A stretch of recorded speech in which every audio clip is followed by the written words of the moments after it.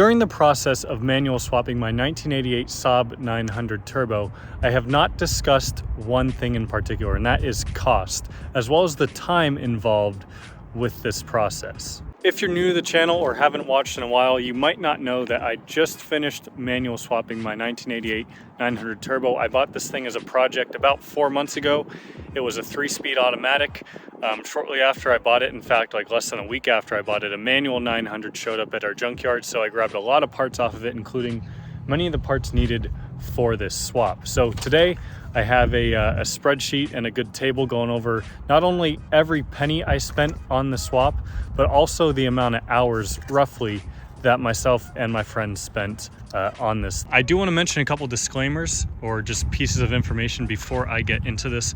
First off is, I think the cheapest and easiest way to do a swap like this is, first off, have a donor car, whether that be a 900 that is just a manual 900 that is just completely rusted beyond repair, or one that was in a pretty bad accident but it's still good mechanically. That's the sort of car, or the best route, in my opinion at least, to do a swap like this. Of course, I did not have a true donor car per se, but I did have the luxury of having a manual 900 pop up at the junkyard that I was able to get, I'd say, about 80 to 90% of the parts I needed for this swap off of. But if you want to see more of an in-depth breakdown of at least most of the parts you need, check out the video up here in the top corner where I kind of show that, and that was before I kind of started this whole swap process. I didn't spend every waking hour of every day nor every weekend working on this thing. I'd say I spent every other weekend. I would spend probably most of the weekend working on it. And I also would spend, you know, a night or two a week after work working on it for a couple of hours. So kind of take that into consideration when I'm talking over the labor involved. And from start to finish, it was about 2.5 months from starting to pull the motor out to when the car was actually running and driving again. This is not down to the exact penny. It's also kind of broken up a little bit weird. I initially made this list to just keep track of every penny I spent on this car as a whole. So I've kind of picked and chosen all of the manual related parts on here. So first thing, and this is where I got the deal of the century. So the first time my buddy and I, John, went to the junkyard, we grabbed the transmission, oil pickup tube, the shift assembly, clutch, flywheel, master cylinder, all those lines. Like I said, about probably 2/3 of the parts I needed for this swap I grabbed from that first junkyard run, and most of it was a lot of the expensive parts. The junkyard that day was just extremely generous in their pricing. They honestly didn't charge me for probably 2/3 of the stuff I actually bought. So all of that stuff was $187.46, which was just an absolute smoking deal. I was expecting to spend at least twice that when I walked in there that day. The next thing I have on the list, and this was something I couldn't get from the junkyard car because someone else had ripped it out, was the whole shifter assembly in the car right here. So I ended up putting in a modern classic Saab short shifter in this car, which is amazing. If you have a 900, highly would recommend looking into it. That, as well as the whole, you know, shift boot and everything you can see right here. He included that with my purchase of a short shifter. That was $178. After we started on the swap, we got the motor pulled out. I had a big list of parts that I needed to order for the car. So there's a whole lot of that stuff here that you'll kind of see spread out through my parts reading here. But that first ESOP parts order, which just included some O-rings, gaskets, things like that. Some of them I needed to replace because the car was leaking. Other of them I just wanted to replace while I was in there. That ended up being $99.42. I went ahead and ordered a new engine to transmission gasket off of Parts Geek. I think it was Rock Auto actually had it. I don't quite remember for sure though. That was $37.73. I had to go buy some gasket maker and thread locker. That was $20.93.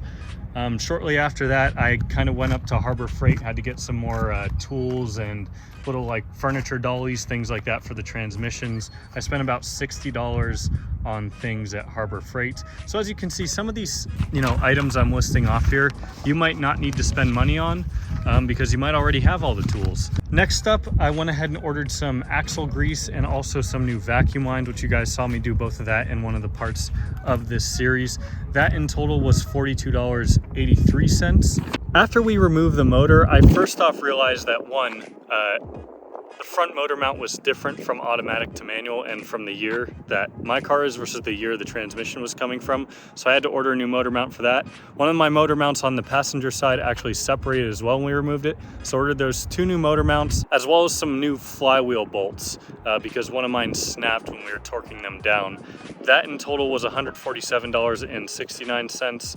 I had to order a rear crank seal. That was $25.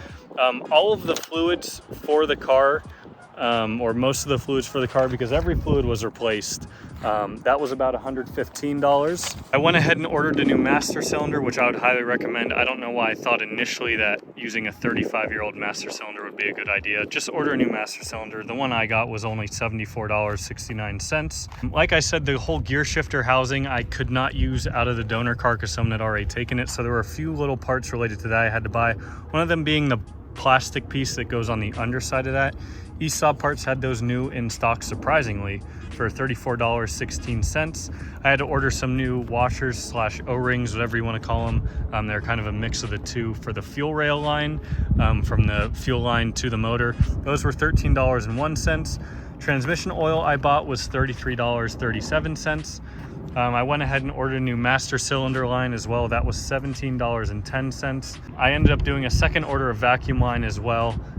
Again, this might not be something you don't have to do for this swap. That was $26.06. And lastly was the reverse light switch, because again, another part that was different between the automatic and the manual gear selector housings is there's a different reverse light switch that goes into the side of it.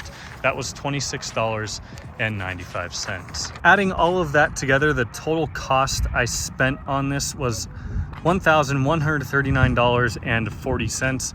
Honestly, if you had told me when I started this that's how much I would spend, I would figure that would be about right. I would have expected to honestly spend upwards of $1,500 to $2,000. Again, it really depends on, do you have a donor car? How cheaply can you source the parts? I was very fortunate with how I was able to source my parts for the most part. But $1,100 into this for the manual swap. Next up, let's talk labor. So, as many of you saw, if you watched any of the videos in that series, I had friends helping me for a large part of this swap. I also, when I talk about each of these labor items, I want to talk about how many people helped me, just to kind of put it in perspective, because obviously if you're doing it yourself, it's going to take you a lot longer. So the first item on here is pulling the junkyard parts, pulling the transmission and all of that fun stuff at the junkyard. John and I spent 7 hours doing that. Next up was the engine removal. So that was John, Lucas, and I were doing that. That took about another 7 hours. In terms of separating the automatic transmission from the engine and then mating the manual to it, that was also John, Lucas, and I doing that. That was about another 6 hours. I also spent, and again, this is not something you need to do, but this is something I did after I saw how dirty it was. The engine bay clean, I did that myself. That was about 3 hours of my time. The interior teardown, and I had this interior completely gutted. You might be able to see it's still partially gutted because I'm waiting on a couple of parts to fix some instrument cluster issues. That's for another video though. That was about 8 hours for the entire interior teardown. For the interior cleanup, I spent another 3 hours on that. Now, the big one here, kind of with an asterisk next to it, is the pedal install, installing the clutch pedal. So this one was something that I spent about 2 weeks on. When I say 2 weeks, I mean really on and off, like a couple hours here, a couple hours there. This thing stumped me way more than it should have. Lots of trial and error with that part. So I probably spent 12 to 15 hours at least of my time on the pedal assembly, as much as I hate to admit it.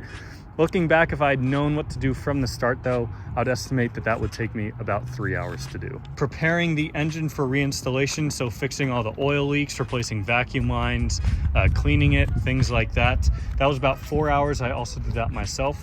Then actually reinstalling the engine, that was another 8 hours. I had the help of Lucas and John and a couple other guys like Wyatt and Cameron here and there gave me a hand with that as well. So 3 people helping with that. Next up was finishing touches and just random small fixes, kind of, you know, bleeding the clutch, doing all these little repairs once the motor was in that we needed to do in order to make it run.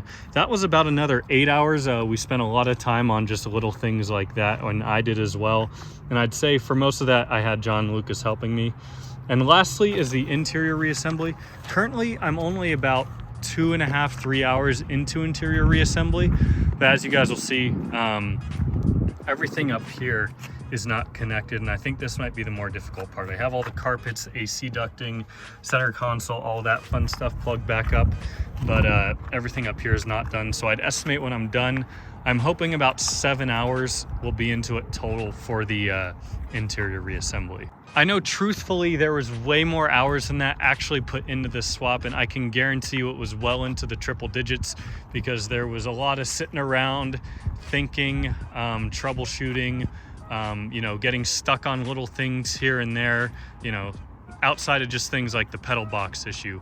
So when you add that all together, from what I've estimated, and again, I think it's more than what I actually have here, it says we spent about 64 hours on this swap. If you don't already know, I am not a trained mechanic by any means. I work on my cars for fun, and that's about it. I do have friends, like I said, that know a lot more than me, that were excellent resources. Also, the Facebook groups are excellent resources. Just generally speaking, online is a great resource. So if you're looking at doing something like this, first off, I'd highly recommend doing all your research beforehand, seeing exactly what you need. And again, costs could vary pretty drastically, I think. I'm sure there's people out there that could pick up a totally rusted 900 for 500 bucks that has every single part they'll need, and they can probably get away with not spending much more than 500 on their swap. Or if you're someone that's not very mechanically inclined and needs to pay people to do it, I'm sure you could spend upwards of at least 5 grand on this swap. Or if you're, you know, want to buy a new transmission, get the transmission you're putting in rebuilt. I also didn't buy a new clutch, flywheel, pressure plate. I reused the ones from the SPG. I was a little bit cheap on that, but they are working fine so far. If I need to replace them in the future, obviously, I have no problem doing that. In the end, do I regret doing this swap? Not one bit. I would definitely do it again in a heartbeat, and this time with a bit more experience under my belt. But with that being said, guys, let me know your thoughts down below. Is this more or less than you thought cost-wise, more or less than you thought labor-wise? Again, if you're doing this yourself and you've got more time than I do, you could probably get it done in a month or less, depending on how good you are and what kind of help you have. But I think with that being said, I'm gonna get a couple shots of the car in golden hour right here, and I'll see y'all next time.